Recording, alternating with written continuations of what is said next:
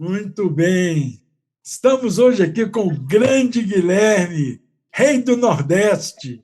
Guilherme, é um prazer, meu amigo, ter você hoje aqui no nosso Uma Graça de Podcast. Agradecer muito também o seu aceite ao nosso convite. Agradecer ao pessoal que está nos assistindo, principalmente aqueles que já se inscreveram no canal, deram o joinha lá para os episódios que já assistiu. Aqueles que ainda não se inscreveram no canal, por favor, se inscrevam, porque quanto mais aumentar a nossa audiência, mais divulgado a gente vai ter poder de fazer. Que o fato é que a gente está batendo um papo aqui é sobre ensino, né? E hoje nós estamos entrando, nós já estamos como todos sabem, na terceira temporada desse Uma Graça de podcast, e nós agora estamos convidando alguns pioneiros, como é o caso do Guilherme, que é chamado hoje pela Casa Universal de Justiça de pioneiros de curta duração.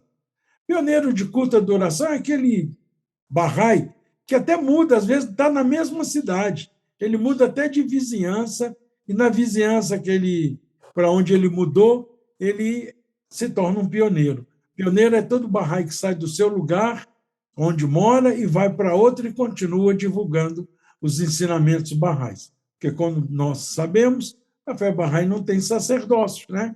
Não tem padre, não tem pastor. Então, quem são os responsáveis de divulgar os ensinamentos de Deus trazidos por Bahá'u'lláh somos nós mesmos, são os próprios barrais, né? Então, hoje, o pioneiro de curta duração, as instituições fazem um esforço para que esse pioneiro, fique pelo menos um ano, 2 anos na meta, para que possa desenvolver um trabalho e capacitar pessoas para dar continuidade àquele serviço de ensino, né?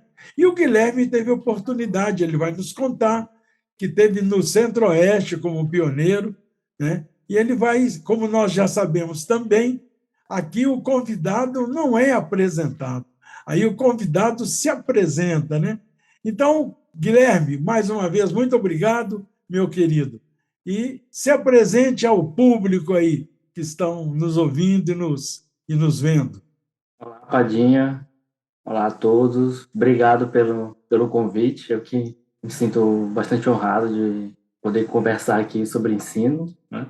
Compartilhar com os demais amigos. Então, como o Padinha já iniciou, meu nome é Guilherme Torres, sou natural de São Luís, no Maranhão, né? Tenho 27 anos e, como ele também já adiantou, eu tive o privilégio de sair como pioneiro em 2018, né? Foi um período curto, né? De janeiro a março de 2018, foram somente 3 meses, mas sim muito significativo na minha vida. Foi assim bem interessante a riqueza de experiências que a gente tem quando a gente se levanta para o ensino, né? Principalmente o ensino à causa, né?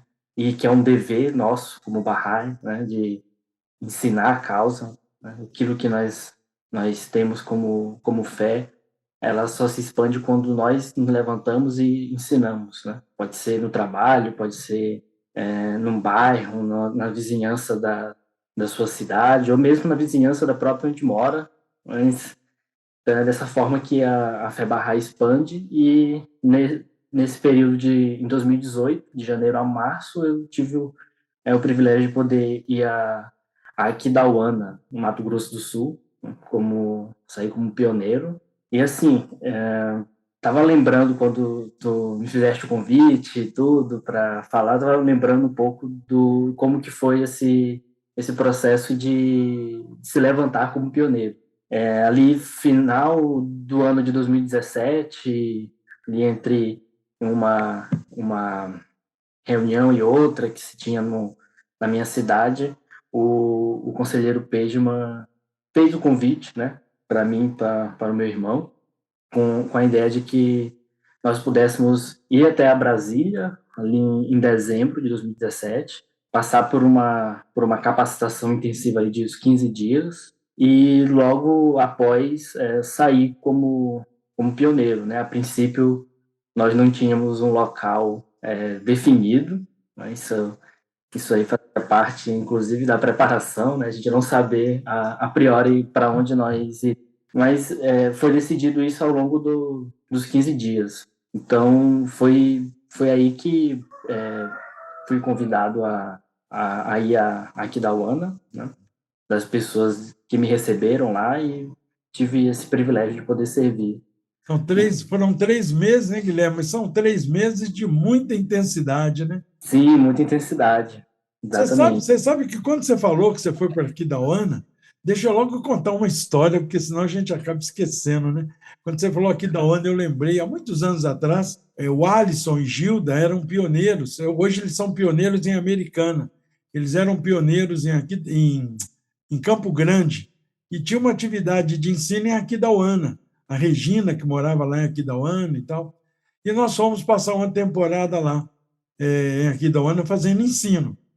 E foi um período do Nauruz. E, como nós estávamos naquele período, eu fui convidado a dar uma palestra no Nauruz. E foi convidada ali, grande parte da cidade, a comunidade era muito ativa, né? Então, ela ia ser realizada num colégio, a celebração, a comemoração do Nauruz. E tinha uma senhora Bahá'í que era boleira, ela era salgadeira, ela fazia salgados, tortas, bolos, né? Doces, e ela se ofereceu gratuitamente para fazer um pão de ló, fazer um pão de ló, que é aquele bolo, né? E aí a barraizada toda começou a contribuir com ovos, com farinha, açúcar, os ingredientes, né, para fazer o bolo. E essa senhora morava 2 quarteirões do colégio onde seria realizado o Nauruz. E aí ela fez, e nós estávamos esperando em torno de 150 pessoas. Então ela fez um bolo enorme, a tábua era enorme do bolo, não sei quantos pães de ló ela fez e foi emendando, né? E ficou lindo o pão de ló. Na hora de sair com o pão de ló da casa dela, quem disse que a tábua passava pela porta? A tábua era mais larga do que a porta. E foi fazendo o bolo e colocando em cima da tábua, que era o tabuleiro, né? Quando, Empolgou. quando Ela se empolgou, né? se empolgou, não lembrou do tamanho da. Porque quando a tábua. Mas como é que ele não lembrou do tamanho da tábua para sair pela porta? Como é que ela entrou? Como é que a tábua entrou? Mas a tábua entrou de lado, a tábua estava vazia, não tinha nada, podia carregar de qualquer jeito. Mas depois que o bolo estava em cima da tábua, ela tinha que sair na horizontal. Olha, foi uma novela chegar à conclusão de que maneira a gente podia para tirar o pão de ló, tirar aquele bolo para levar para o colégio, porque ia levar a pé, eram 2 quarteirões da casa dela, né? E era uma casa muito simples dessa senhora. O que aconteceu? Que nossa única saída, nós arrancamos a janela da cozinha da dona. Era uma janela simples, mas um vão grande. E aí nós tiramos o portal, né, da uberal, da janela, e aí ficou um vão grande, e aí ficou 6 jovens do outro lado da janela, com uma bicicleta, e nós dentro da casa levando a tábua do pão de ló, e os meninos lá do lado de fora segurando a tábua, quase que o bolo cai, e colocou em cima da bicicleta, e foi.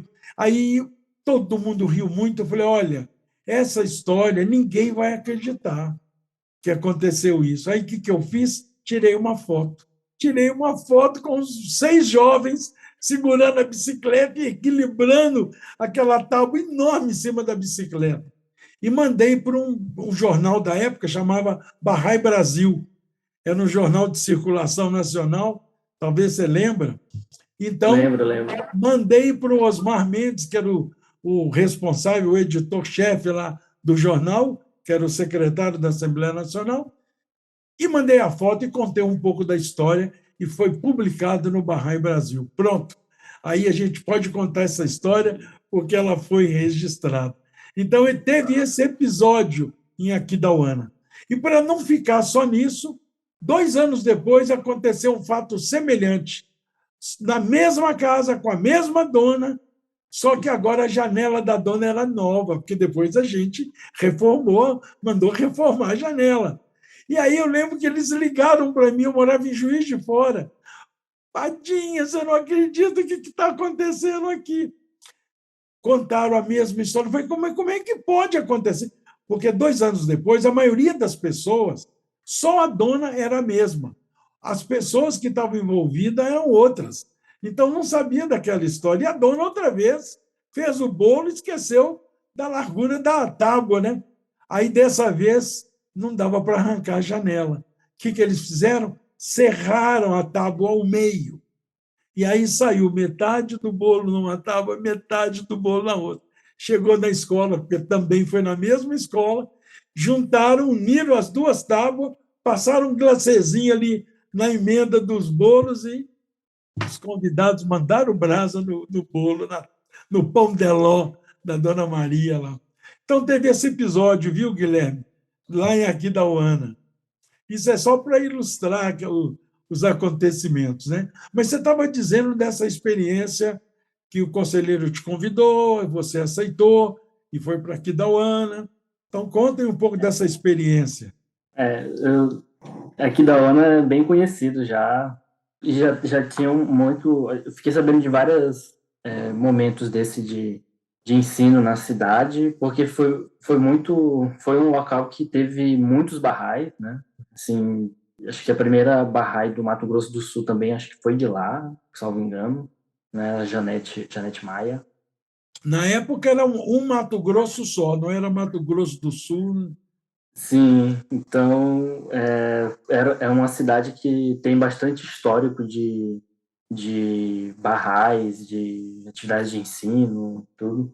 E aí houve esse contato, né, do conselheiro e tudo, aí houve uma conversa com a nossa família que prontamente autorizaram, e aí também rapidamente teve os preparativos da gente sair. Eu estava na faculdade, né, estudando, e meu irmão também, né? Então, mas foi tão... Fala assim, como é que é o nome do seu irmão? Meu irmão é Igor. Igor. E foi tão assim, deu tanto certo, porque como a gente ia sair em dezembro, né? Foi assim um período também que a faculdade estava encerrando, então não tivemos muitos problemas. Então, Faculdade de quê, Guilherme? eu faço filosofia. Na época já era filosofia? Era filosofia, e meu irmão era educação física. Muito bem. Foi dessa forma que assim, a gente se levantou como pioneiro, né? Assim, uma conversa bem rápida com o conselheiro, convite, e aí depois os preparativos para sair.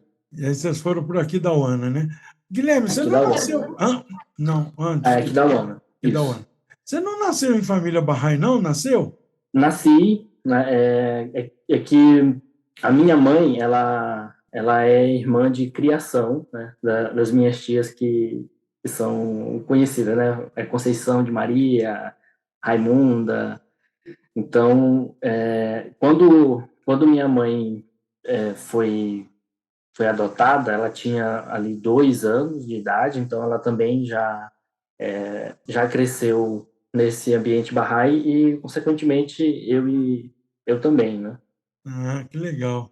Nasceu, a gente veio desde aula... Quando você falar minha mãe, vai dando nome, igual você falou aí da Conceição, da Raimunda, suas tias, são muito conhecidas, mas não é todo mundo que conhece. Por exemplo, como é que é o nome da sua mãe? Minha mãe é Mônica. Mônica, Dona Mônica. E aí, então você nasceu em família, você recebeu uma educação Bahá'í assim como sua mãe, né? Sim, desde a aula Bahá'í para criança, fiz também, participei do programa de pré-jovens, da sequência, né, do Estudo Ruri, todo esse processo educacional. Muito bem. Você vai ficando à vontade, porque esse aqui não é um programa de entrevista, entendeu? É um programa de bate-papo. Então, você vai falando o que você lembra de falar. Como eu perguntei, por exemplo, que você nasceu em família Bahá'í, você já contou um pouco da história de sua família, do seu passado também, né? Que você recebeu aula Bahá'í de criança, participou de atividades de pré-jovem, de jovem, e já se tornou até um pioneiro de curta duração. Recentemente você casou, você está assim, plena lua de mel, essas coisas você vai contando, fala o nome da sua E, esposa, entendeu? recentemente, eu casei, né, com minha esposa Bruna, e ela também saiu de pioneiro nessa mesma época, né? A gente já se conhecia naquela época, Mas né? não foi para o mesmo lugar, não, foi? Não fomos para o mesmo lugar. Eu fui para Aquidauana, meu irmão veio para São Luís mesmo, um agrupamento aqui próximo de São Luís, né, Pasto Lumiar, e ela também foi para um agrupamento lá no Amazonas, de onde ela vinha, né? Porque ela é de Iranduba, né? Ela é de Iranduba, no Amazonas. Iranduba é uma cidade da grande Manaus. Isso, hoje está mais perto, por causa da Está mais perto de Manaus. ponte, né? Mas então, aí conta um pouco dessa experiência lá de Aquidauana. Teve algum fato assim que falou, puxa vida, aconteceu isso, eu nunca mais vou esquecer e tal? Porque sempre tem alguns fatos que a gente lembra com muita alegria, né? Assim como teve também, às vezes, alguma dificuldade que a gente passou e que, puxa vida, eu não esperava por essa e tal, né? Assim, o período em Aquidauana ele foi muito bom. Assim, a gente teve a oportunidade de fazer ensino, de também fazer algumas atividades, trabalhar com algumas atividades educacionais que a FEBARRAI tem, né? São as aulas Barrai para crianças, os grupos de pré-jovens.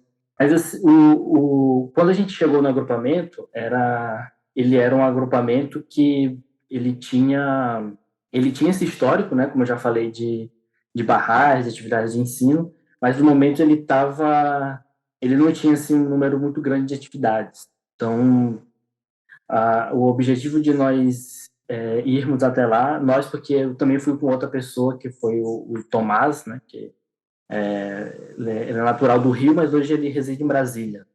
Então, quando nós dois chegamos, o objetivo era fazer com que o agrupamento crescesse. Era uma meta na época. O Tomás é filho do Tom? Não, não, hoje ele genro do Tom, Ah, ele casou com a filha do a Tom. Jordana. Com a Jordana. Ele ele é do Rio de Janeiro. Sim, Eu não me recordo agora o sobrenome dele. sim. Então, tudo bem. Mas aí foram vocês, foi uma dupla, né? Era uma dupla, assim. A ideia era sair com duplas, então o Tomás foi a minha dupla. E assim que nós chegamos, era assim, também era o início desse processo de pioneirismo, então a casa não estava pronta, a gente também teve que ajudar a montar a casa, fazer todo o preparativo, né? Os amigos de Campo Grande que iam nos acompanhar estavam também nessa parte, foram bem solícitos e assim foi bem tranquilo essa chegada, né? É claro que chegar no local onde a gente não conhece, tem que arrumar tudo e tem lá seus desafios, mas isso foi rapidamente ultrapassado, né? Isso aí não foi nenhum problema. Então, na parte de ensino, como o agrupamento ele não tinha essa quantidade de atividades acontecendo, a gente meio que fez várias tentativas e erros, né? Então, eu lembro da gente ter falado com um time de futebol lá da cidade, lembro da gente ter feito o ensino ao redor da casa onde nós estávamos residindo. Fomos a Essa um. casa era uma sede Bahá'í ou era uma casa Bahá'í alugada? Não, era a casa de uma barraca, inclusive. Né? Ah, tá. Era um, E era um, servia como uma casa Bahá'í, né? é, ela estava fechada por muito tempo e aí essa barraca disponibilizou, né, para que nós ficássemos. Era bem próximo da rodoviária, né, de Aquidauana, então era bem central assim o local. E aí fizemos várias tentativas e erros e por último a gente concentrou a atividade próximo da casa de uma família que já tinha um histórico de participação nas atividades, né? A filha dessa família já tinha participado já do livro 1 do Instituto Ruri, na escola, né? Porque essa equipe também que ia aqui da UANA era uma equipe que saía de Campo Grande e ia regularmente aqui da UANA, então eles faziam contato com a escola e tudo, um pouco do trabalho que também nós fizemos, né, de tentar encontrar aquela localidade onde a gente consegue manter as atividades, né, que é o que nós chamamos de vizinhança, né, na FEBAR, É. que é aquela área geográfica em que nós concentramos as atividades, concentramos a força. Então, foi várias tentativas e, por último, a gente conseguiu, nessa família, onde a gente teve uma familiaridade muito grande, continuar as atividades, né? Então, era desafiador por isso, né? Porque hoje, em alguns agrupamentos, a gente já tem bem definido qual é essa vizinhança, né? Essa área geográfica onde nós damos essa intensidade, onde tem vários contatos. Então, por a gente, né, não ter bem definido isso, foi assim, um certo desafio, né? Mas, assim, foi bem importante também porque a gente conheceu muitas pessoas na cidade, né? Inclusive, em uma das tentativas de procurar as pessoas, de fazer com que a gente tivesse aquele núcleo de jovens, né, para começar a trabalhar, a gente também foi num jornal falar um pouco sobre a FEBARRAE, né? E saiu, inclusive, O número de barrais na comunidade aqui da UANA não era muito grande, como você disse, né? Não, acho que os barrais que tinham eram barrais assim de muito tempo, né, desse movimento que já vinha de vários anos, mas que eles não estavam assim muito envolvidos, né? Eu lembro da gente ter uma barrai apoiar uma devocional que ela mantinha assim, não muito regularmente, né? Então, Essa é uma diferença que você levantou aí, muito importante, é uma diferença muito grande. Antigamente, como é que a gente fazia? O pioneiro chegava na localidade, na meta, ele se estabelecia, arrumava emprego, começava, se tem crianças, matricular as crianças na escola, se era um casal solteiro, solteiro não, se era um casal sem filhos, então eles já tinham menos trabalho de se estabeleceram, começam a realizar as atividades. Se tem um número igual ou superior a 9, nós sabemos que deve ser eleita uma assembleia local, e aí essa instituição começa, é a mãe, é o coração da comunidade, começa a realizar as atividades e administrar aquela comunidade. Se o pioneiro saía daquela localidade depois de algum tempo, a comunidade ficava meio órfã, porque o pioneiro praticamente cuidava de tudo. Ele que abria a casa dele, ele que saía. Se não tinha uma sede, o Barrai principalmente, tudo era na casa do pioneiro, realizava as atividades lá, a própria Assembleia Local, se tivesse uma Assembleia Local, reunia na casa dele, ele vai embora por alguma razão, ou vai por uma outra meta, a comunidade sentia muito. Qual é a diferença de antes e agora? Que nós aprendemos com o tempo. Por isso que fala que o espírito de aprendizagem de todos nós deve ser muito grande, porque a gente está sempre aprendendo e, na medida que a gente aprende, a gente aperfeiçoa os métodos, né? Aperfeiçoa as estratégias. Então, hoje, você falou o quê? Chegaram na comunidade, começaram a fazer Instituto Urri, quer dizer, vocês começaram a capacitar aqueles barrais da localidade, e se tivesse novos interessados em participar, barrais ou não, começava a estudar. Aí, quando vocês foram embora, eles davam continuidade. Então, essa é uma diferença fundamental.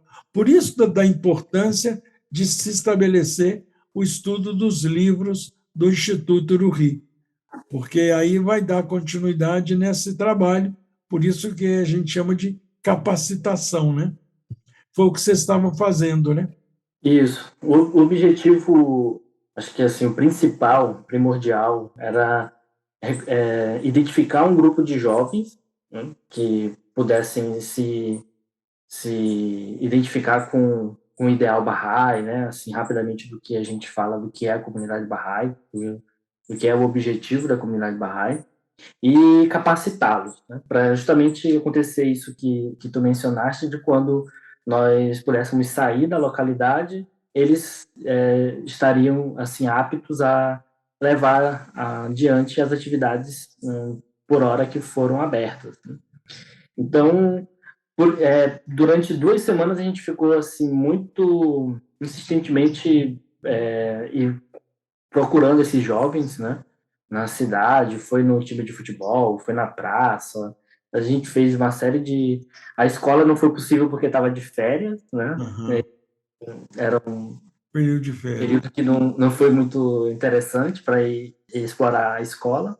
Então, a ideia mesmo era encontrar, assim, onde que a gente pudesse encontrar um grupo de jovens, estabelecer uma conversação com eles, né, falar um pouco sobre a fé, falar um pouco sobre o Instituto, sobre a capacitação, né, que a ideia do Instituto Ruri é capacitar não só jovens, mas jovens e adultos para serviço às suas comunidades.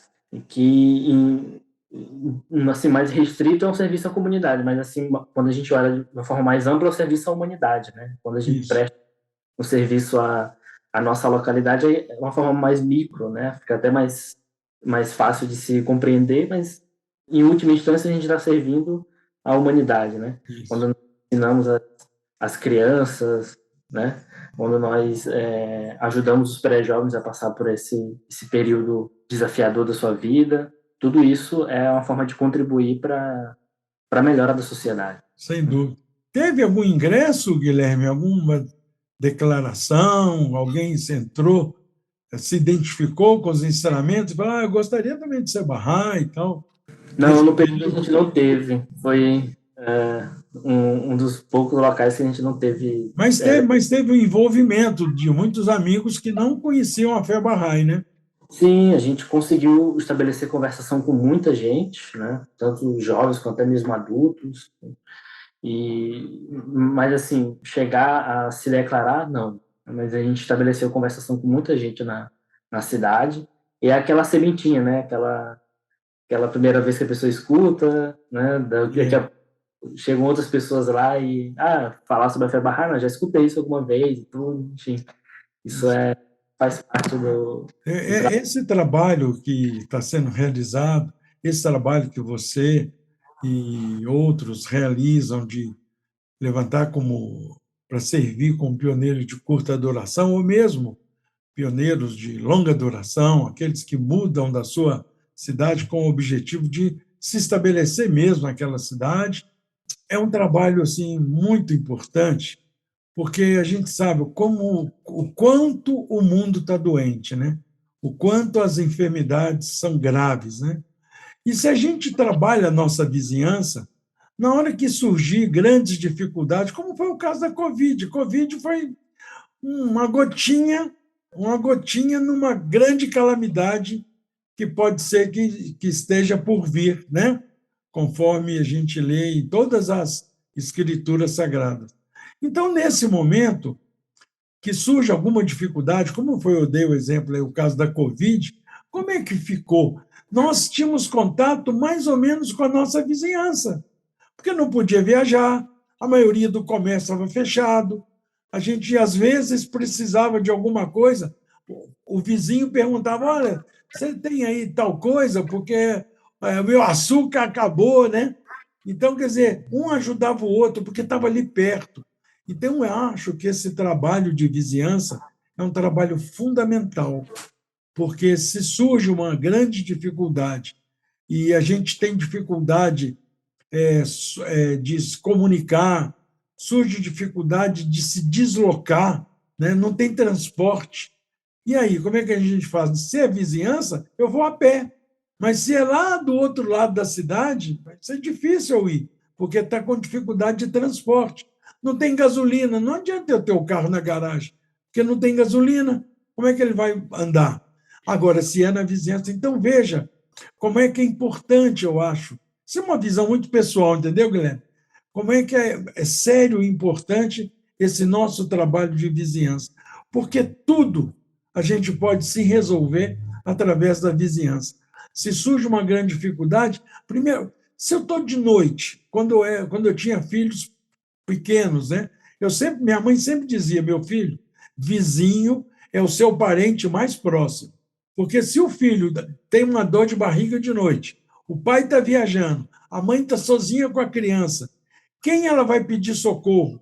Não tem telefone, não tem carro. Ela vai bater na porta do vizinho e pedir ajuda.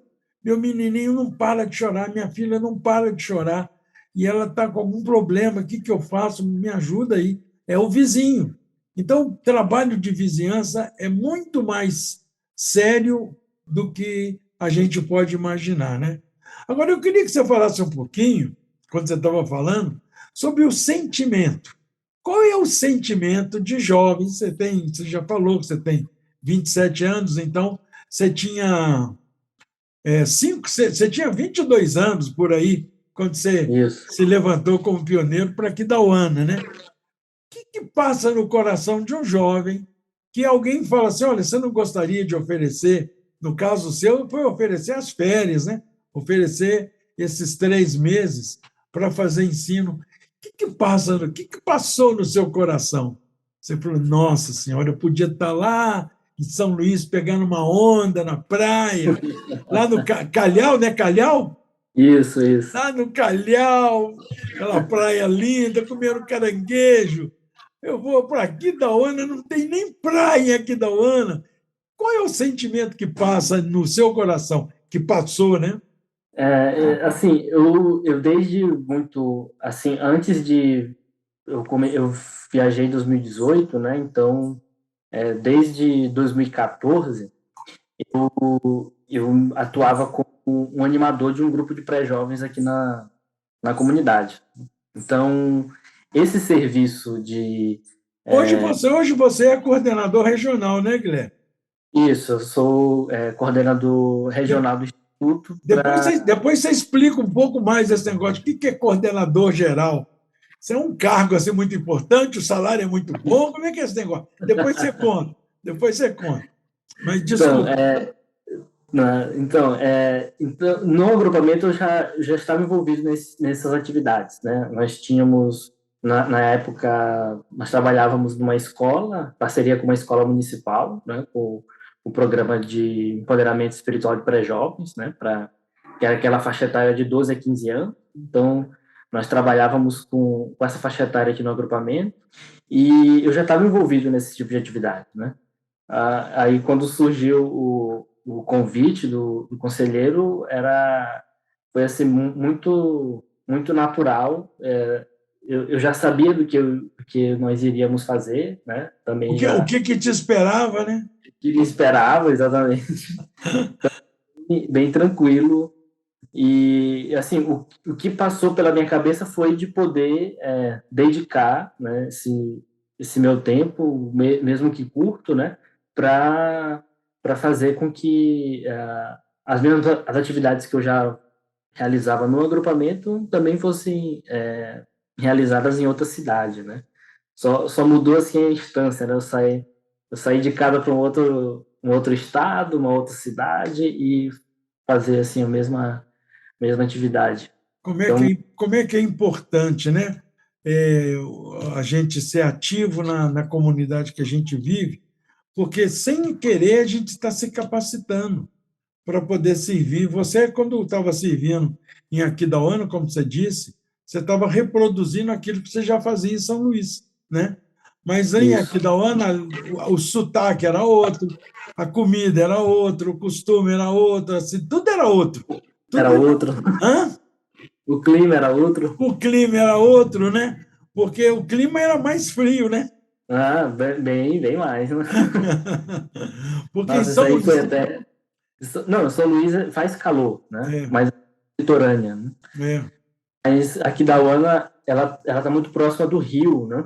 Então a temperatura era bem mais elevada, né? Era mais úmida.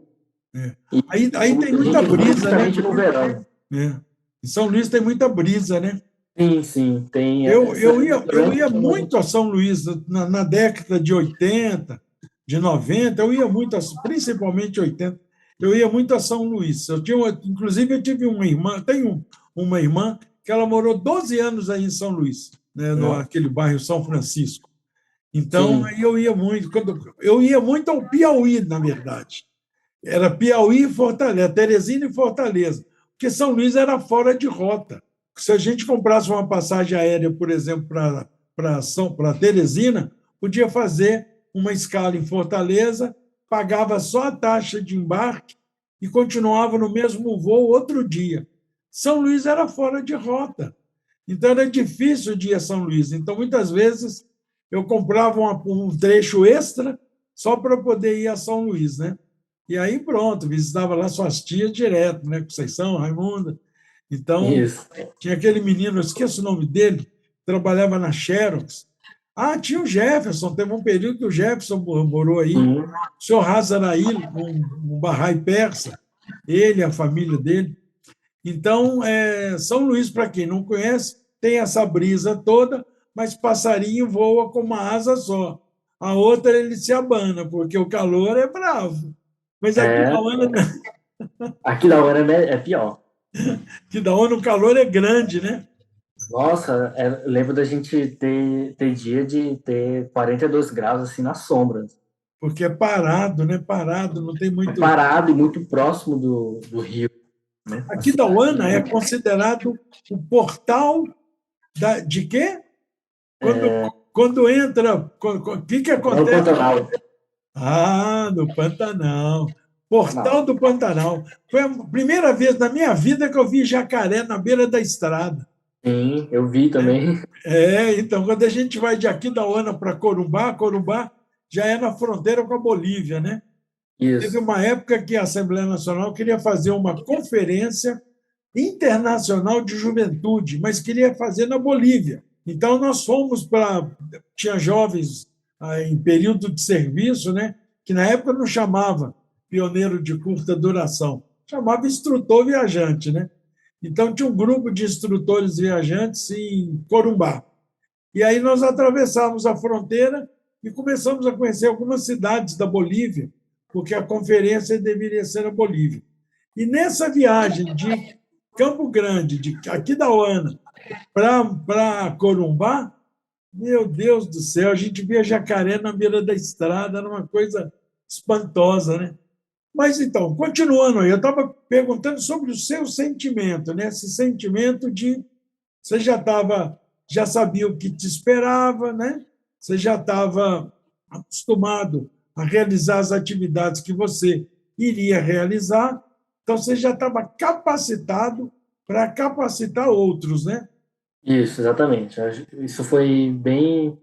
Inclusive, foi um aspecto que eu não tive muita dificuldade, né? Já estava bem inserido assim, nas atividades do agrupamento, já servia ativamente já O quatro Tomás também? como, como animador. O Tomás também, né?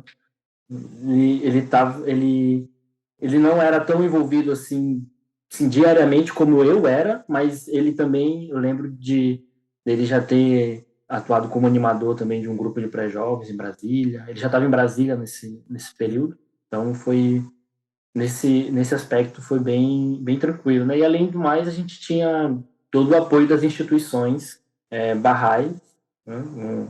Tinha o que a gente chama de facilitador hoje a gente chama de facilitador de desenvolvimento, né? Que uma pessoa que vai aos agrupamentos, atua de forma a apoiar esses agrupamentos que precisam alcançar um certo nível de crescimento, né?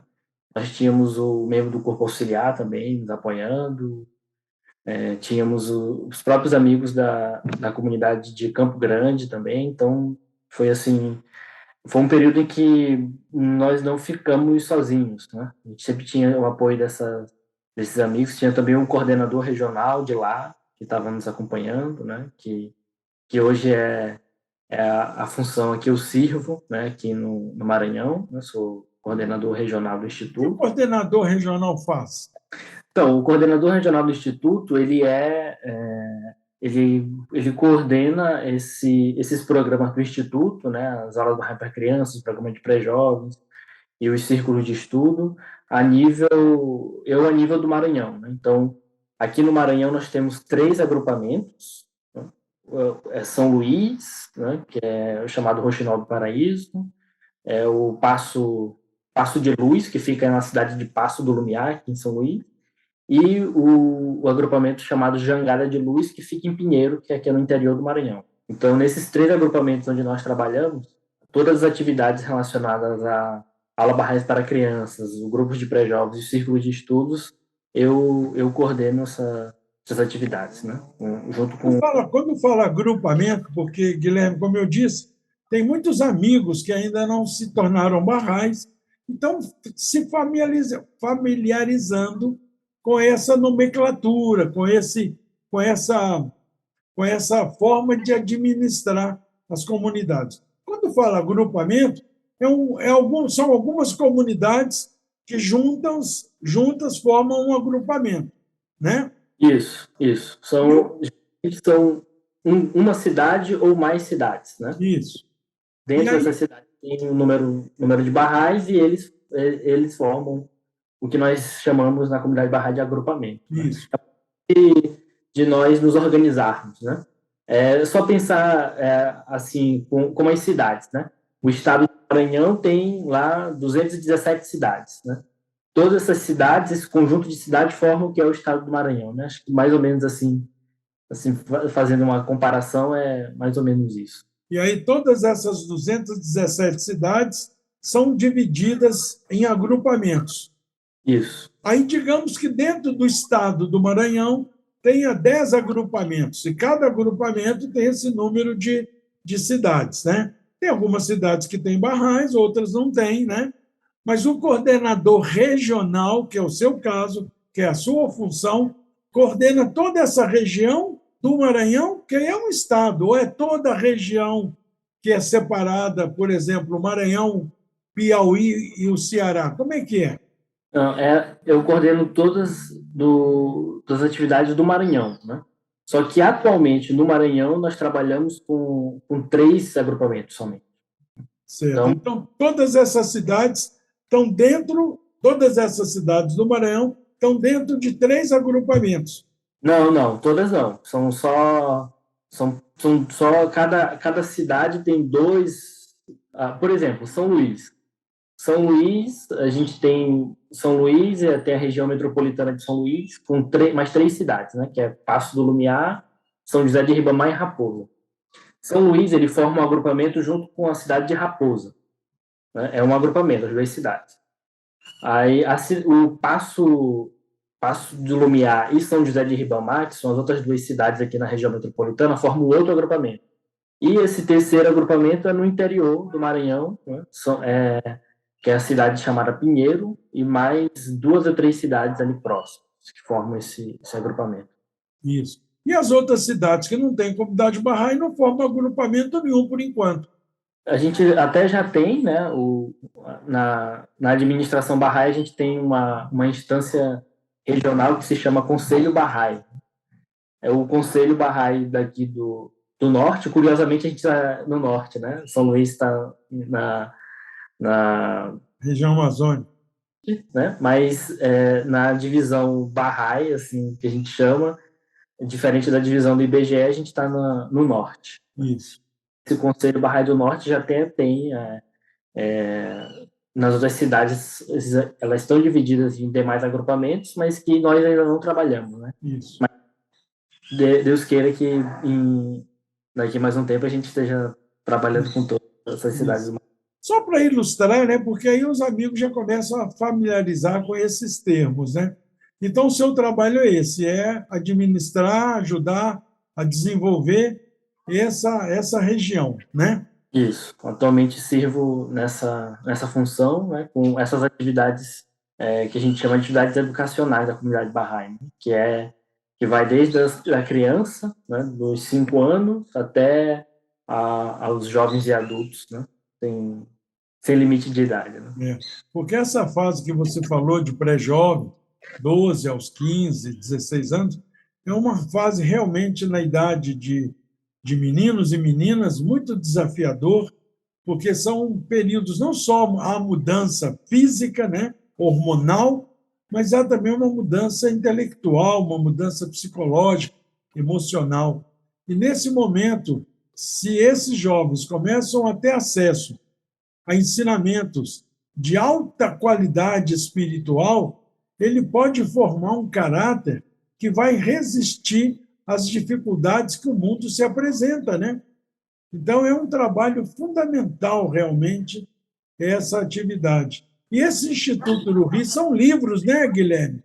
Livros que se estudam, né? Aí tem livro 1, livro 2, livro 3, livro 247.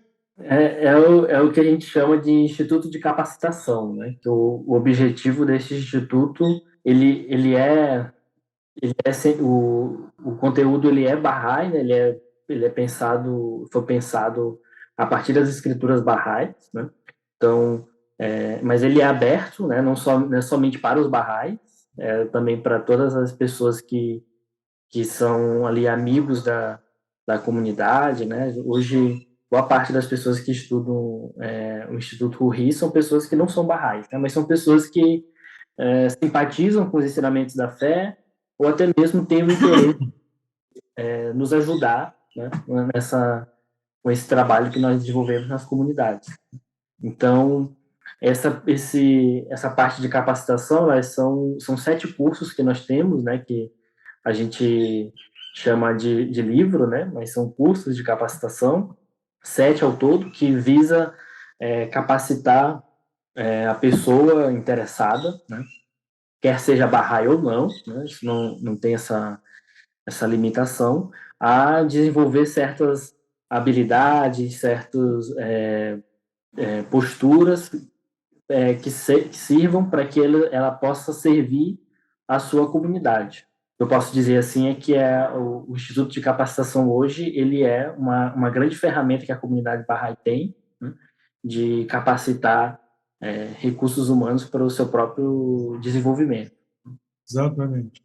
Você vê. A partir desses estudos, as pessoas podem se capacitar para dar aula para crianças, serem animadores para jovens, ou até mesmo um tutor desse próprio programa. Você vê como é que é a evolução, né? Como é que é esse espírito de aprendizagem em ação. Em 96, a Casa de Justiça determinou que o Instituto do Rio era o material que a comunidade Bahá'í no mundo inteiro ia passar a usar.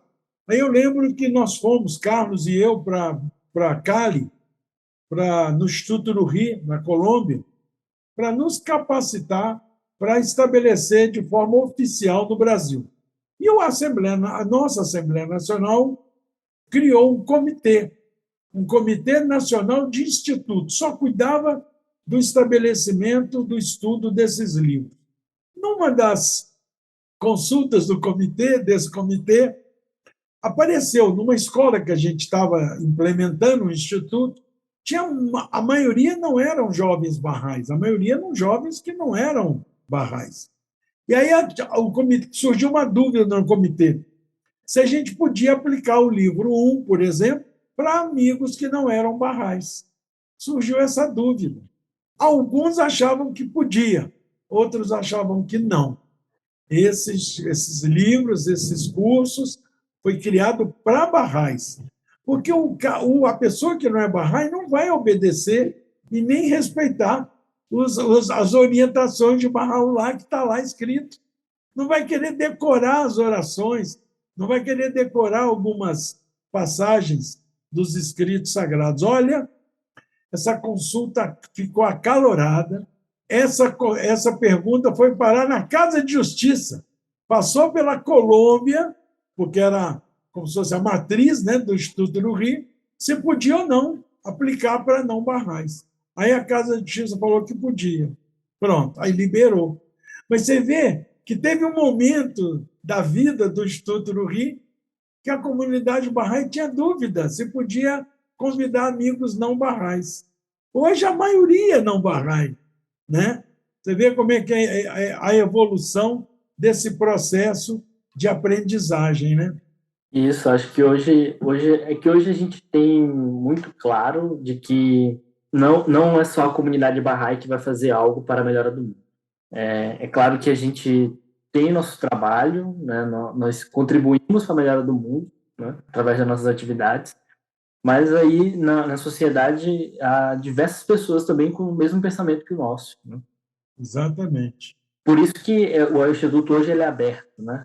Assim, não se faz essa dicotomia entre só para barrais ou não, né? Todo mundo pode ter acesso, pode estudar, pode se capacitar, pode também dar sua contribuição, né? Hoje a gente entende que trabalhar para a melhora do mundo não é somente tarefa restrita aos barrais, né? É restrita a todo mundo, né? Todo mundo deseja que tenha a, a sua vida da sociedade melhore. Basta ao redor, como tu mesmo mencionaste anteriormente, o mundo está doente, né? Exatamente. Não só pode, como deve, né? Exatamente. É até um dever, né, de todo ser humano trabalhar para a melhora do mundo. É. Ô, Guilherme, e nessa sua vida, já desde adolescente, jovem, sempre muito ativo na comunidade, teve algum episódio, como eu tinha dito antes, algum episódio, alguma declaração, alguém que entrou na fé assim de uma maneira que, nossa, eu nunca esqueço ou uma experiência que você viveu dentro dessas atividades de ensino que você realiza ou que a própria comunidade realiza? Tem um episódio até meio pitoresco, até ligado aqui da UAN, né? É que nós trabalhávamos durante toda a semana, né? E nas segundas-feiras era uma espécie de nossa folga, né? Mas os demais dias nós estávamos no campo, né? Trabalhando, conversando com as pessoas, ou às vezes estudando com algumas pessoas. E teve um amigo de Campo Grande que ele queria muito nos levar a Corumbá, né? Falar que vocês foram a Corumbá e tudo. E a gente também fez esse mesmo percurso, né? Daqui da UAN a Corumbá. Também vi lá os jacarés e tudo na beira da estrada, é bem interessante. E aí a gente foi até a Corumbá, era nosso período de lazer, né? Então, fomos a Corumbá, eu, o Tomás, e mais dois amigos de Campo Grande que estavam conosco, né? E aí a gente chegou a Corumbá dali por volta do meio-dia e nós resolvemos fazer um passeio de barco, né? Que era ir até ali a fronteira com a Bolívia e tudo e voltar. E aí, não tem nenhum risco e tudo, nós vamos, né? Aí a gente pegou o barquinho, né? A relanchinha pequena, né? Tudo. Era somente nós quatro. Pagamos o cara e nós fomos. Aí, nesse período no Rio, tinha muita... Aquela vegetação que nasce assim, fica no rio. Assim, muito, muito mato, assim, e naquele período ela se movimentava, né? Ela não ficava. E aí nós passamos por desse tipo de vegetação, fomos e tudo, e voltamos. Na hora de voltar, o espaço estava fechado já, a gente não conseguia passar. E a lancha era pequena, não tinha como passar mesmo, né? O cara, olha, não tem como passar. Um mato que fica boiando, né? Boiando, exatamente. Uma vegetação aquática, assim. É. Muito comum assim na região, né? no Pantanal. É. E aí esse cara, a gente pode voltar o caminho, eu posso deixar vocês ali na casa de um tio meu, que mora ali na beira do rio, e aí eu levo o rapaz para pegar o carro, porque esse nosso amigo que estava em Campo Grande, ele estava de carro, né? Aí a gente, tá bom, vamos lá. Aí a gente chegou lá na casa do tio dele, subimos assim pelo rio, né? E tinha a mata, né? Subimos e ficamos ali, né? Aí esse tio dele, um rapaz assim totalmente assim mal encarado assim, o homem, né? Tudo. E aí começou a ficar com uma conversa meio estranha assim dizendo Isso era de dia? Isso era de dia ainda. E aí, porque nosso objetivo era fazer esse passeio e depois ir à Bolívia, né? Passar Sim. pela. Então, depois do passeio, a gente ia para Bolívia, né? Beleza. E aí, o rapaz sempre começou a contar assim do tempo que ele era preso, que ele passou pelo esse área e tudo, assim, uma conversa meio estranha, né? E enquanto estava lá esperando, o nosso amigo subiu com o rapaz da lancha, né? E foi de moto para voltar para Corumbá, porque naquela altura onde a gente estava na fronteira, né? Na estrada para Bolívia, ali fronteira, assim, né? Bem fronteira. E aí o rapaz, esse nosso amigo demora para voltar, demora. E o cara falando mais e mais coisa estranha, né? Eles eram 3 barrais, né? Nós éramos 3, né? Um foi com Um o foi rapaz do bar, pegar e o com carro. você e outro. Eu e mais 2. Eu, Tomás e mais outro. E aí a gente tá lá, né? Ficou ali, aí aquilo começou a ficar meio estranho, né? O outro rapaz também demorava para chegar. A gente ficou assim meio, rapaz, tá numa enrascada aqui, né? Na fronteira com a Bolívia, o negócio vai ser... Problema de droga, né? Problema de droga, assim, vai ser meio difícil, né? Mas aí, certo que, assim, foi um período, assim, o rapaz continuava falando um monte de coisa, assim, de que ele matava sucuri no rio, enfim, umas conversas, assim, meio estranhas, uma conversa não muito normal.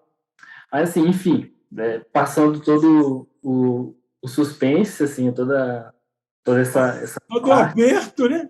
aperto, a gente sobe, vai para próximo da estrada, né, para esperar, porque ele tava demorando demais, né?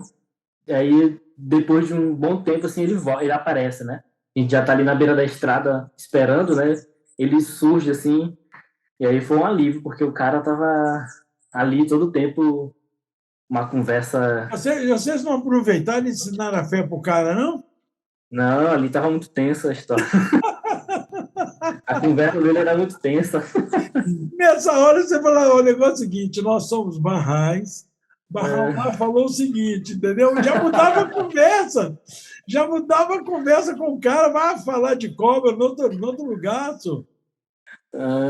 não, não só de cobra, né? De que ele tinha matado também. É uma conversa assim. Mas foi bem tenso, assim, Ele essa. estava querendo mostrar que ele não era muito fluoxigênio, ele estava precisando de um remédio espiritual. Olha, vocês Pois perderam a é, né? oportunidade, Guilherme. Nessa hora a gente perdeu a oportunidade. Mas foi bem. Foi assim, bem. Aí depois a gente achou graça, né? De tudo, mas foi bem assim. Depois que passa é engraçado, né? Mas na hora que Engraçado, né? A passa. aventura foi. Tudo porque a gente queria ir na Bolívia, né? E aí, vocês foram? Fomos, depois passado o perigo, né? Aí a gente conseguiu ir na Bolívia e tudo. Mas aí depois a gente descobriu. O nosso amigo ele demorou, porque Mas vocês iram a Bolívia passear? foi a passeio mesmo, Ah, só nosso lazer, né? Então, sim, é.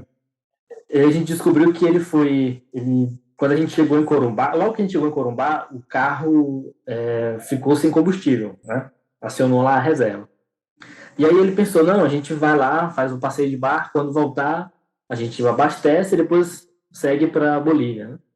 Mas a gente não contava com esse contratempo, né? De que não ia conseguir passar e tudo. E aí ele foi ao posto tentar abastecer, mas aí eles não aceitavam pagamento em cartão. Então ele teve que ir atrás de um local para sacar o dinheiro, para poder pagar o combustível, enfim. Por isso que E, demorou. e aí a gente lá, já assim, sem saber como que ia sair daquela situação. Então a demora foi por causa disso, né? Exatamente, né? Aí depois foi só Pois é. piada. Então esses episódios que você tá relatando também é outra coisa também que o pioneiro, o jovem, como eu falo jovem, é jovem de todas as idades, né? Como outro dia nós estávamos conversando, que às vezes uma pessoa, por exemplo, na minha idade, aposenta. Tem pessoas que aposentam e falam assim: opa, agora a vida minha vai começar, porque eu estou aposentado. Outros aposentam e falam: agora a minha vida acabou. Agora daqui é para morrer e acabou.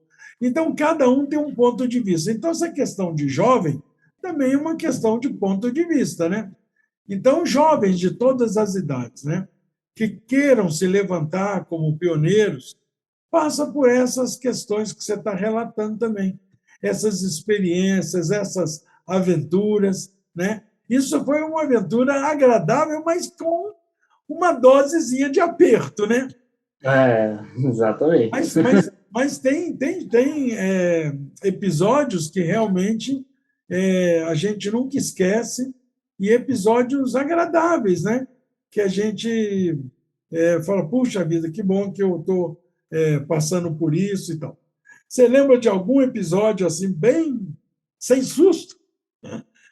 Não, não, a gente não teve assim um episódio, mas assim o período que nós tivemos lá, a gente teve muito próximo dessa família, né, que eu mencionei anteriormente, né. O senhor era seu Zé, o nome dele, né? Ele era, inclusive, pedreiro, né? Inclusive, fez alguns reparos na nossa casa, assim, quando que a gente chegou, tudo. E a gente trabalhou com a filha dele, né? Com o instituto, né? E aí teve muito próximo também do irmão dela, da mãe dele, da mãe dela, né? Que é a esposa do seu Zé. Mas, assim, foram momentos muito, muito agradáveis que a gente teve com aquela família. Foi até, assim, quando a gente foi embora, a gente teve... Eles fizeram um jantar de despedida pra gente. Foi, assim...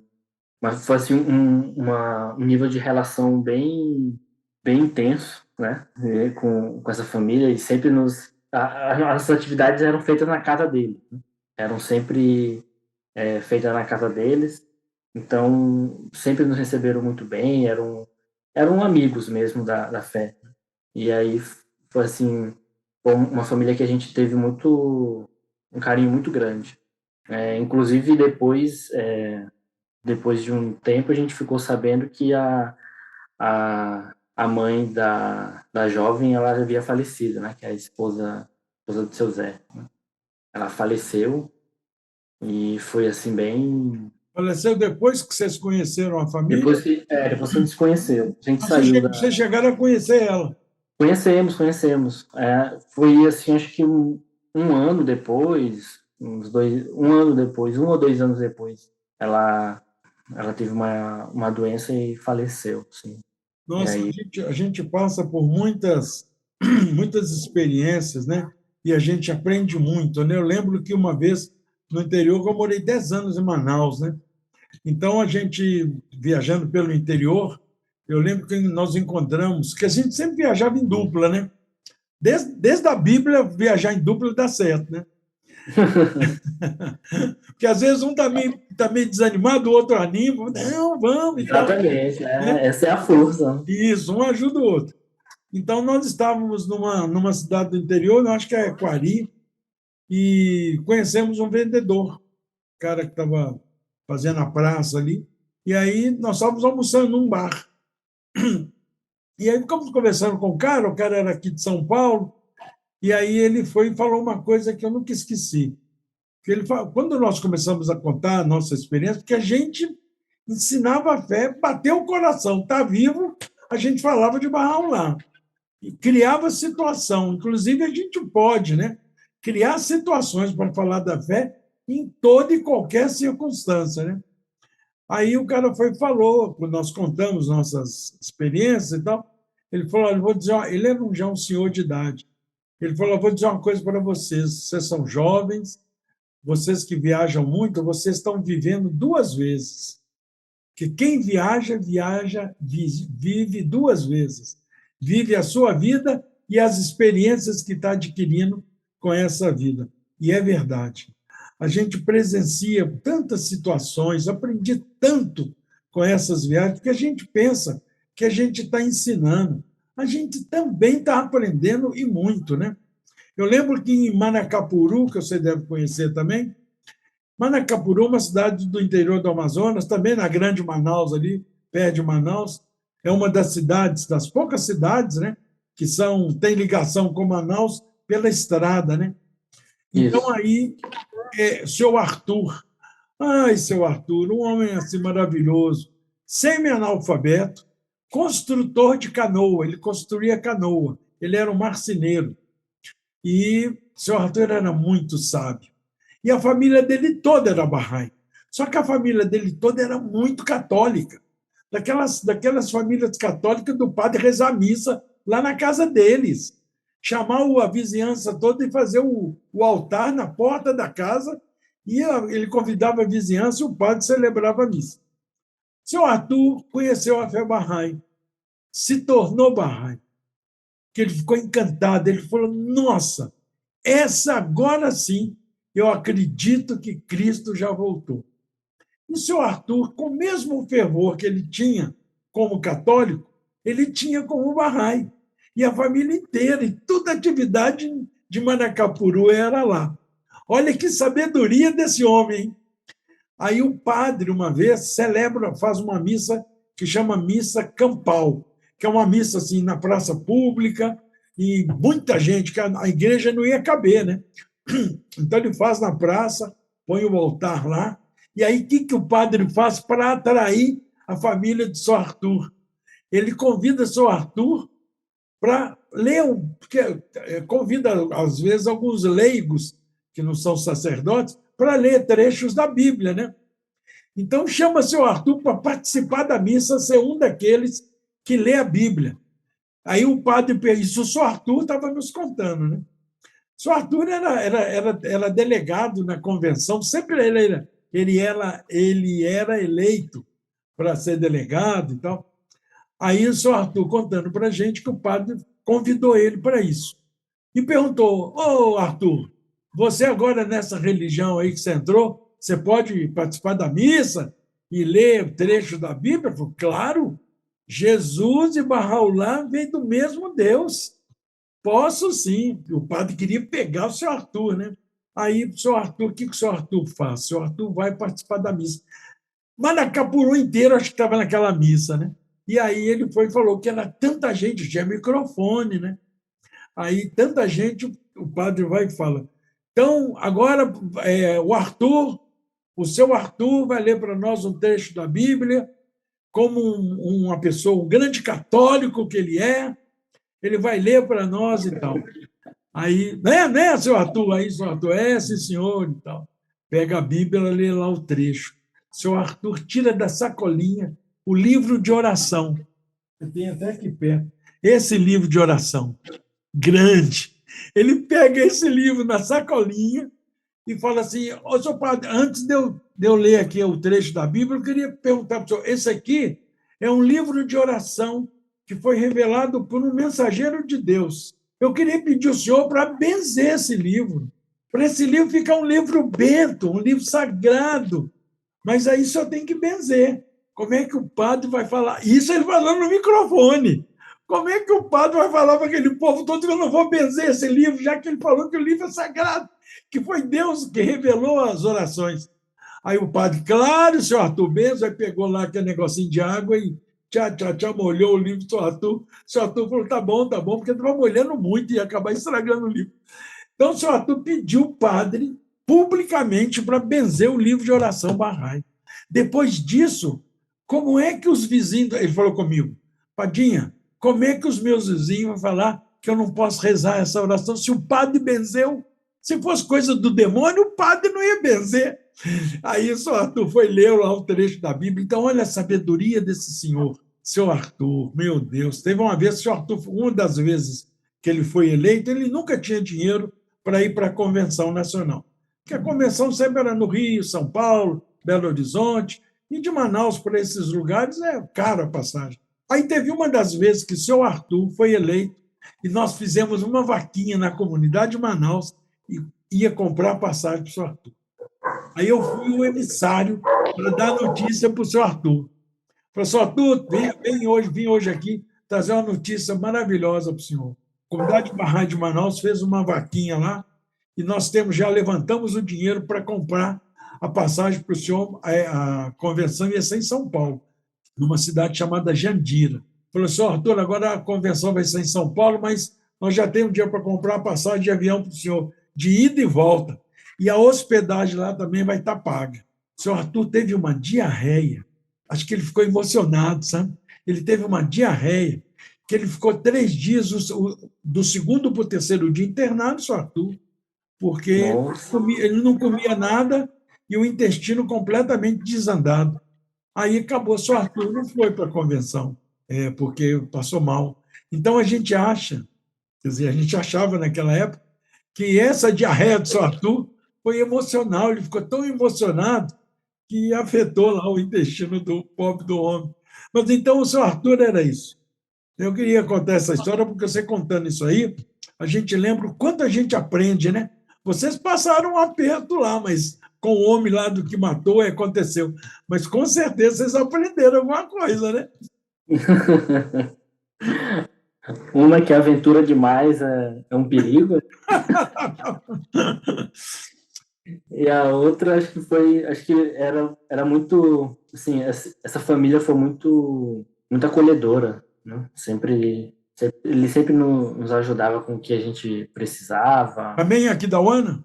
Em Aquidauana era um pouco mais distante de onde nós estávamos, né?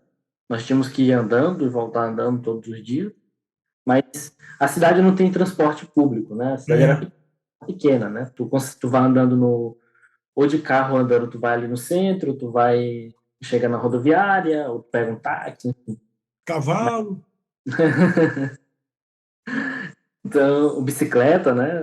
Moto, mas transporte público não tinha. Então, eles moravam um pouco mais assim afastado no conjunto, e a gente ia todas as tardes, né, para fazer atividade, fazer reunião devocional na casa deles, né, e sempre foram muito acolhedores e muito amigos da comunidade Bahá'í, não só conosco, mas com qualquer pessoa que chegasse lá e fosse da comunidade Bahá'í.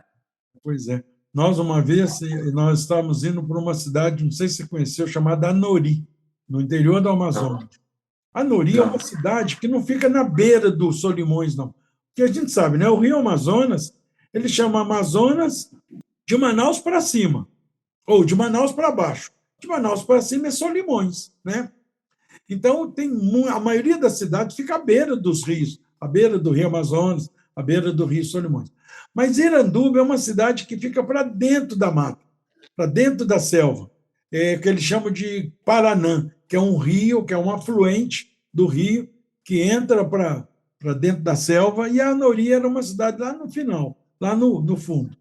Então, o Recreio, que é os navios, né, que transporte no Amazonas, deixava a gente na beira do Rio Solimões, e aí, para a gente ir para Anori, tinha que pegar uma voadeira, uma canoa, um outro barquinho, para levar a gente para dentro. Só que nós ficamos ali, foi Gabriel e eu, Gabriel, que hoje é nosso membro da Assembleia Nacional, Gabriel e eu, que estávamos viajando junto, era a dupla, né?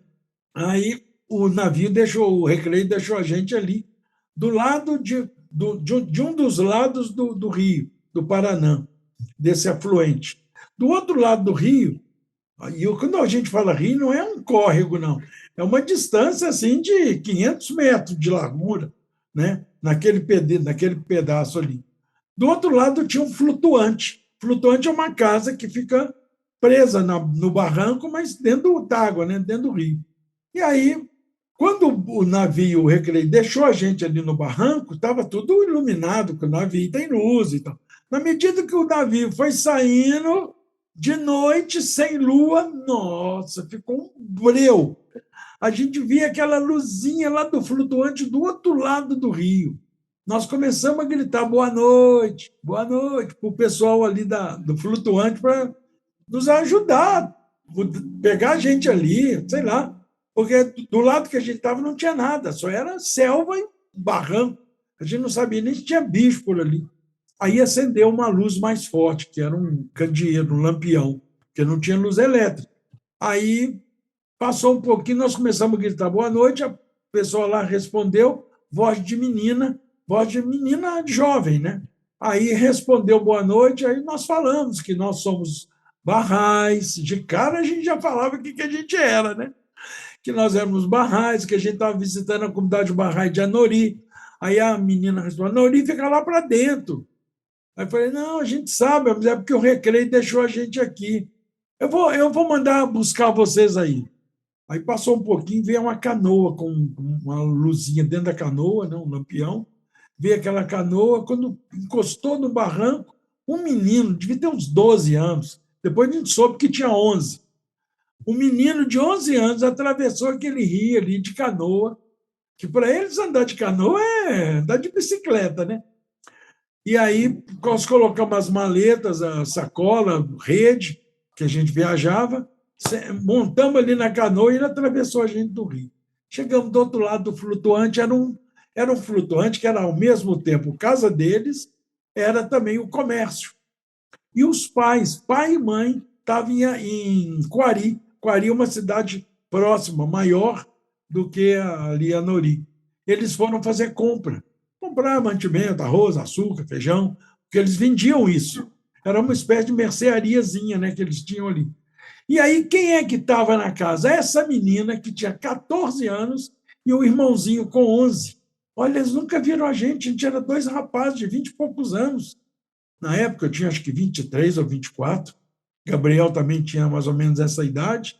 Aí ficamos conversando ali, eles falaram: olha, vocês têm que passar a noite aqui. E aí, amanhã de manhã, a gente providencia alguma canoa para levar vocês para Nori, porque agora não tem transporte, não. Falei, mas a gente pode dormir aqui? Pode, claro. Vocês têm rede? Temos. Pode dormir aqui. Vocês estão com fome? Aí nós, mais ou menos. Aí ela foi, fez café, abriu um pacote de bolacha, porque lá é bolacha, aqui é biscoito, né? Abriu um pacote de bolacha e nós comemos a bolacha com café. Dois jovens, essas duas crianças, porque um tinha 14, outro tinha 11, essas duas crianças nunca viram. E aí, pronto, fizemos uma certa amizade e dormimos ali. E se a gente fosse o bandido? Se a gente fosse o cara da cobra lá? Podia fazer alguma maldade com esses meninos, né? Com essas crianças. Aí ela contou que daí a 10 dias, mais ou menos, ele ia fazer 15 anos. E o presente que ela pediu para o pai era furar os dentinhos da frente e dar uma pingadinha de ouro. Fazer o dentinho, você fazer um buraquinho na frente do dente e dar uma pingadinha de ouro. Olha, presente que a menina queria estragar os dentes, meu Deus do céu. Mas, enfim, ela ia fazer 15 anos. Tanto é que depois, quando nós voltamos, ficamos em Anori quase 2 semanas.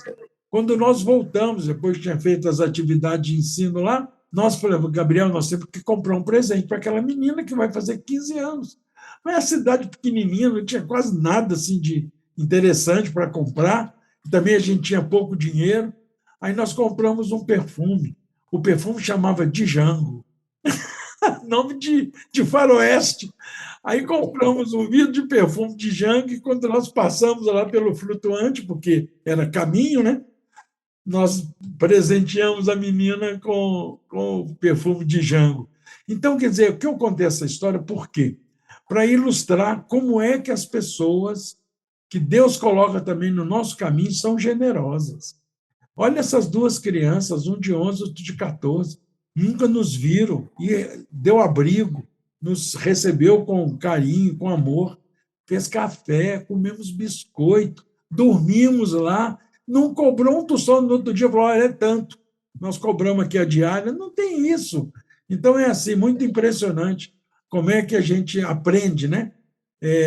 Vivendo essa vida de instrutor, essa vida de pioneiro, né, Guilherme? Isso é também uma das certezas que a gente deve ter, né, quando se dispõe a se levantar como pioneiro e tudo, é de que a gente está saindo para fazer um serviço a Deus, né? Então, Exatamente. a gente cuida da fé dele, ele cuida da nossa vida, né? Cheio de promessa, né, Guilherme? Cheio de promessa nos livros sagrados, que tem anjos especiais esperando a gente falar: eu quero servir. Vem aquele bando de anjos nos ajudar a que a atividade seja bem sucedida, né? Isso, acho que é uma coisa que a gente não deve temer. É de que toda vez que a gente se levantar para servir, as nossas dificuldades vão se dissipar, a gente vai conseguir, vai sempre encontrar uma pessoa que vai nos dar abrigo, vai nos receber, vai nos ajudar, enfim. A gente nunca fica desprotegido, né? Não, nunca. Nem mesmo a gente se coloca em perigo, né, ali na fronteira.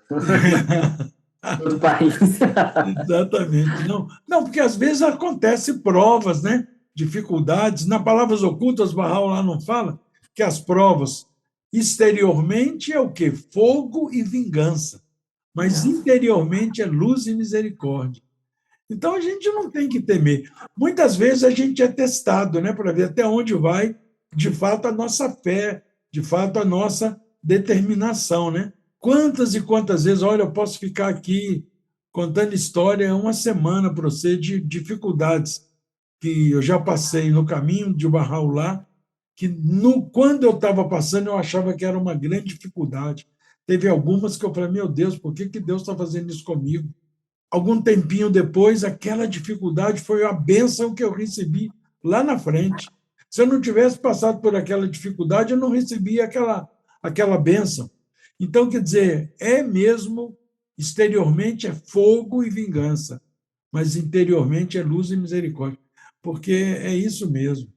A gente não tem que temer, né?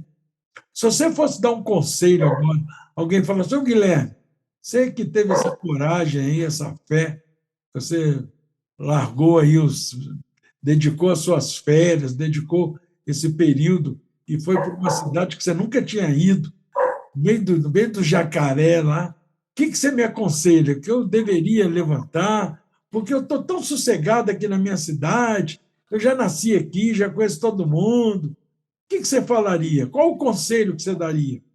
Eu daria que aproveitasse o tempo, né? Acho que quando a gente é jovem, é a fase da nossa vida onde a gente tem mais força e vigor, né? Então, é o período em que a gente pode se dedicar mais assim, fortemente, né? A gente não tem as responsabilidades da vida adulta, muitas vezes, ou às vezes eu estou estudando, né? Estou fazendo uma faculdade, ou estou pretendendo entrar na faculdade. Eu sugeriria que os jovens pudessem considerar, né, dedicar um tempo da sua vida para o serviço, que é algo que realmente, primeiro, abençoa a sua própria vida, a vida da sua própria família, né, abençoa a cidade onde você está partindo. Enfim, acho que dedicar esse tempo para o caminho de serviço à causa, né, serviço de Deus, é uma das coisas mais gratificantes que a gente pode ter. A, além da experiência e do crescimento pessoal, também de poder desenvolver alguma habilidade, alguma capacidade, também assim pensar de que para aonde eu estou indo é onde eu vou plantar ali a semente da revelação de Bahá'u'lláh, né? Falar da fé de Bahá'u'lláh. Então, ali pode ser o começo de uma grande história naquela cidade, né? Ou até mesmo posso continuar aquela grande história que já se tem, né? Então, acho que eu, eu recomendaria, né, que todo jovem considerasse dedicar um período da sua vida, né? Não é assim pensar que eu vou atrasar meu estudo, vou atrasar qualquer interesse que eu tenho, mas assim é de pensar que eu estou contribuindo para que a causa cresça, né? E ao mesmo tempo também vou crescer pessoalmente e espiritualmente também. Isso mesmo. Olha, nunca a gente perde tempo. Isso que você Isso. falou aí, que às vezes vou atrasar meu estudo. Olha, eu tenho uma história pessoal de vida que é uma prova fortíssima exatamente disso que você está falando. Quer dizer que a gente não perde nada. Vou contar rapidinho, porque eu sou cheio de história, tenho que tomar cuidado, senão eu fico falando mais do que você. Mas era assim, eu estava em Belo Horizonte, era os anos 70, e eu tinha feito, na época era o que chamava mini vestibular para a Escola Técnica Federal. Era uma concorrência muito grande, porque é uma escola técnica, tem até hoje é faculdade também, era uma escola técnica da Universidade Federal, era uma escola técnica federal e era muito ambiciada, era muito procurada por os jovens do estado de Minas e de outros lugares. Bom, a concorrência era muito grande e a história também é longa, mas eu passei. Passei, na época, era 42 jovens por vaga, e eu passei. Passei, foi uma coisa assim, quase que inacreditável. E nesse mesmo ano, eu ia começar no ano seguinte. E nesse mesmo ano teve uma convenção nacional na Bahia. Eu era Bahá'í recém-declarado, isso em 1974, 75, por aí. Aí eu fui participar da convenção nacional na Bahia, e lá foi formado um grupo de jovens para fazer ensino depois da convenção. E eu fui um dos convidados a participar desse grupo. E eu fiquei na Bahia mais uns 15 dias, fizemos ensino, voltamos para Belo Horizonte, mas com a incumbência de voltar para a Bahia e dedicar pelo menos um ano, que naquela época não tinha assim, ano de serviço. Era dedicar pelo menos, mas não sabia quantos anos seria, na Bahia. E a gente tinha que convidar um para ir com a gente, para formar um grupo de instrutores para a gente fazer ensino. Bom, resultado é que eu comecei a estudar, começou as aulas na escola técnica, eu frequentei um mês para poder trancar a matrícula. Tranquei a matrícula, fui para a Bahia, aí também a história é longa, mas aí eu passou aquele um ano para eu ter, eu não podia outra vez trancar, eu tinha que pedir transferência ou eu perdi a vaga. Então, eu voltei a Belo Horizonte e pedi transferência para Manaus, que era um outro lugar que a gente tinha plano de ir e que tinha escola técnica federal também, em Manaus. Bom, o resultado é que, nesse período que eu passei, até quando eu cheguei em Manaus, e fiquei lá como instrutor também durante algum tempo, que a gente, como eu disse, não chamava de pioneiro de curta duração, mas em Manaus eu já estava na condição de pioneiro, né? E aí nós continuamos instrutor, fazendo viagem de ensino pelo interior e tal, e aí depois voltamos a estudar. Mas para estudar, ou eu entrava de novo na escola técnica, que eu tinha transferência, mas eu ia ter que fazer os 4 anos, 3 anos de escola técnica e mais um de estágio. E aí eu consultei com a Assembleia Local de Manaus, o que a Assembleia Local me aconselhava. Eu podia fazer, na época ela chamava supletivo, né? Que tem até hoje, ou eu fazia o supletivo para terminar o ensino médio, ou eu entrava, pegava o que eu tinha transferência e estudar na escola técnica. Mas para eu fazer, era eu e Gabriel. Gabriel já estava fazendo o 2º ano do ensino médio, que na época chamava científico. Para a gente entrar na universidade, a gente tinha que fazer as provas do supletivo, que eram 12 provas, ou 13, passar em todas, fazer vestibular e passar no vestibular. Ou eu voltar a fazer escola técnica. A Assembleia Local falou que não podia me aconselhar o que eu deveria fazer, porque ela podia fazer, e o que ela fez foi fazer oração por mim, por nós. E eu também rezar e pedir guia a Deus para ver o que a gente decidia. Nós acabamos decidindo fazer o supletivo. Então, nós fizemos o supletivo e, no mesmo ano, no mesmo período, fizemos o vestibular. Pois, Guilherme, passamos nas 13 provas, que eram 12 ou 13, do supletivo e passamos no vestibular. Então, nesse período que eu contei, desde quando eu fiz o concurso e passei na Escola Técnica em Belo Horizonte, na Escola Técnica Federal de Minas Gerais, até o dia que eu entrei na universidade, se passaram mais ou menos 6 anos. Se eu não tivesse parado de estudar, tivesse feito toda a escola técnica, que em Minas eram 5 anos, e tivesse feito 1 ano de cursinho para fazer vestibular, e tivesse passado, eu estaria na universidade naquele ano, que era o ano de 1980. Eu não continuei na escola técnica, eu não fiz nada daquilo. Eu fiz isso que eu acabei de contar. Em 1980, eu estava dentro da Universidade Federal do Amazonas, que na época chamava UA, Universidade... Era a única universidade federal que tinha no Amazonas. FUA, Fundação Universidade do Amazonas, que era do governo federal. Então, quer dizer, eu não perdi tempo nenhum. Eu fiquei esses anos todo, tempo integral, viajando pelo Nordeste, viajando pelo Norte, e naquele ano eu estava dentro da universidade. Então, olha, isso para mim, na minha vida, é uma prova do que você acabou de dizer, que a gente realmente não pensa que vai perder. Ah, eu vou perder tempo, eu vou me atrasar nos estudos. Não atrasa, não atrasa. Não mesmo. A gente até aprende bem mais do que aprendia Muito mais, na universidade. muito mais, muito Realmente mais. é uma experiência de vida muito, muito rica, assim, em todos os aspectos mesmo, né? Pessoal, espiritual, social, enfim. E realmente se levantar como pioneiro é realmente uma das coisas que a gente pode fazer e, assim, independente da nossa condição, independente de que situação nós estejamos. Exatamente. Para mim, assim, eu não me arrependo nem um pouco dos 3 meses que eu fiquei, foram bem significantes na minha vida.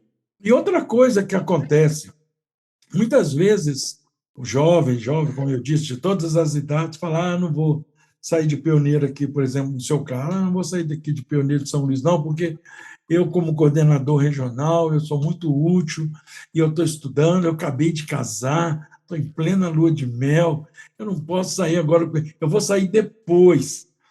E, às vezes, esse depois não vem. Esse depois a gente vai criando cada vez mais raízes.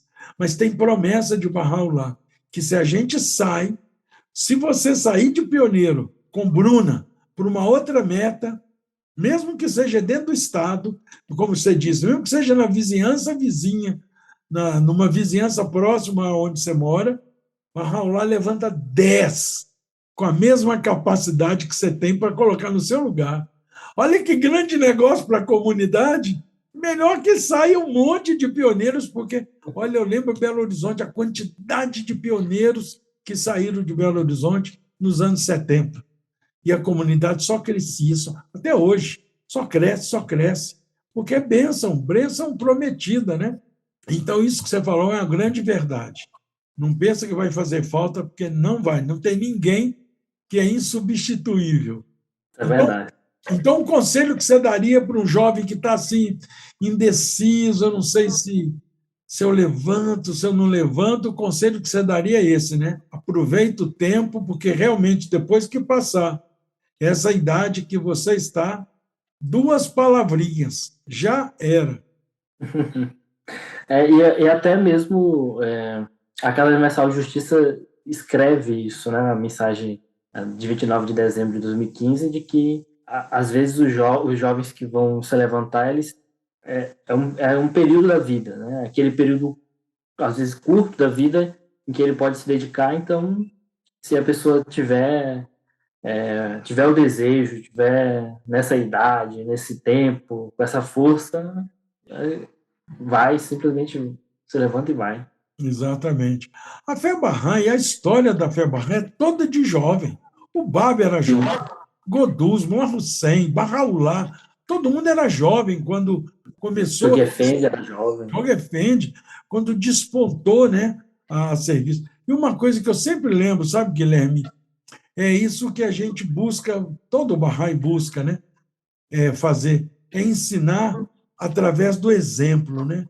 Porque o exemplo de vida Bahá'í é aquilo que mais cala fundo no coração daqueles que nos observam. Porque o pessoal, sabendo que a gente é Bahá'í, fica de olho. Vamos ver se esse pessoal fala muito bonito, um monte de coisa bonita, mas vamos ver como é que é a vida deles prática, né? Então, através do exemplo, eu estava até lendo hoje, relendo alguns trechos, tem esse aqui, desse livreto, que é um livreto é só no nome, mas é poderoso, é cheio de texto de Barral lá, esse Em Busca da Luz do Reino. Tem logo no começo, olha aqui que o Barral lá escreveu sobre esse assunto. Ele fala assim: dize, guardai-vos, ó povo de Barra, de andar nos caminhos daqueles cujas palavras diferem das ações. Esforçai-vos para que possais manifestar aos povos da terra os sinais de Deus. e espelhar seus mandamentos. Que vossos atos sirvam de guia para toda a humanidade, pois o que é professado pela maioria dos homens, seja de alto grau ou humildes, diferem de sua conduta. É pelas vossas ações que vos podeis distinguir dos outros. Por meio delas, pode o brilho de vossa luz irradiar-se sobre toda a terra. Feliz o homem que atende a meu conselho e observa os preceitos daquele que é o onisciente e a suma sabedoria. Esse texto de Bahá'u'lláh está nos escritos de Bahá'u'lláh, na página 190. Então, esse livro está cheio dessas promessas que você acabou de dizer, que a gente deveria ter coragem, não esperar passar a oportunidade, porque essa oportunidade, outro dia, se você pensar nas experiências que você estava nos contando de Aquidauana, já se passaram 5 anos, né? 5 anos. Parece que foi semana passada, né? Eu contei histórias aqui que já se passaram mais de 40 anos. Quando eu estava falando da menina lá de 15 anos, ela tem hoje 55. Eu nem sei se está viva, deve estar, mas 55 ela tinha 15. Parece que foi outro dia, então o tempo voa. A gente só sente isso depois que passa dos 30, como eu. Passei dos 30 recentemente, então a gente começa a sentir, entendeu? Mas é isso. Guilherme, você quer acrescentar, meu amigo, alguma coisa? Porque o nosso papo está tão agradável que, se a gente não tomar cuidado, a gente entra, vai embora, né? Continua, a conversa não acaba. Não, não, acho que tá ótimo. Não lembro de ter assim deixado Mas, nada de fora. mas faz um convite aí àqueles que estão nos vendo e nos ouvindo. Se tem alguma dúvida, para levantar de pioneiro, buscar uma instituição na sua comunidade, no seu agrupamento, e se oferecer para servir como pioneiro. Tem muitas metas, né, para serem cumpridas, né?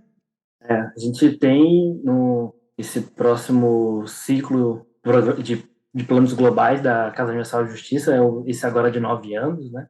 Então, ao final desses 9 anos, a gente vai ter muitos agrupamentos que vão precisar de pessoas, né? De jovens também, que desejam se levantar para servir. Então, se você que está escutando aqui e tem esse desejo de se levantar como pioneiro, de ter essa experiência, procurar alguma instituição da sua comunidade, assembleia local, ou membro do corpo auxiliar da sua região, e se colocar à disposição, né? E que em algum momento alguém vai entrar em contato com você e você vai poder também, né, contribuir para que o crescimento da causa no Brasil só acelere. Isso mesmo. Guilherme, meu querido, muito obrigado mesmo pela sua participação, foi maravilhosa. Eu tenho certeza que muitos jovens que estão te vendo agora devem estar pensando sobre a sua vida, fazendo uma reflexão de que maneira pode servir ainda mais, porque todos aqueles, pessoas de bom gosto, porque quem está nos assistindo é gente de bom gosto, pessoas de bom gosto que estão nos vendo, que te ouviu esse tempo, com certeza vai fazer uma reflexão de que maneira pode servir mais do que já está servindo. Porque, geralmente, aquelas pessoas que se levantam para servir a causa, para realizar atividades, são aquelas mais ocupadas, são aquelas que trabalham muito, são aquelas que têm pouco tempo, mas com o pouco tempo que têm, dedicam a fé. E essas pessoas que são as pessoas, são as joias raras, né, que nós temos. Mas lembrando a nossos espectadores, lembrar que aqueles que não se inscreveram ainda no canal, o canal é Uma Graça de Podcast. Se inscrevam no canal, compartilhem, avisa para os amigos sobre essas atividades. Nós já estamos na 3ª temporada. Cada temporada são 10 episódios. Nós já tivemos o primeiro episódio com Marcos Fadel, com Carmen, com Irade, com Jorge Guerreiro, com Edson, mas eu não vou continuar falando, porque a gente acaba esquecendo, mas já foram 20 que foram convidados, como o Guilherme, para falar um pouco da sua experiência no ensino e como pioneiro. Então, compartilhem, se inscrevam no canal, dá o joinha aí, fazem comentários e que isso vai divulgar cada vez mais essas atividades. E, Guilherme, mais uma vez, meu querido, muito obrigado mesmo por sua maravilhosa participação. Mas as palavras finais são sempre do convidado. Então, as palavras finais são suas. Eu que agradeço a oportunidade, Padim, o convite também. Fiquei bem feliz de poder a gente conversar sobre ensino, sobre ser pioneiro, né? E também relembrar um pouco dessa experiência que eu tive a oportunidade de ter. E também agradecer a audiência, né? Todo mundo que está ouvindo. E dê o like aí no canal e se inscreva para que todo mundo possa, mais e mais pessoas possam escutar isso e também se inspirar em se tornar um pioneiro ou de curta duração ou de longa duração, né? O que for mais adequado. Um grande abraço e muito obrigado pelo convite. Um beijo bem grande no seu coração, meu querido amigo. Dá um beijo em toda a família aí, um especialíssimo na Bruna. Obrigado, pode deixar. Tchau, Tchau, meu tchau. querido.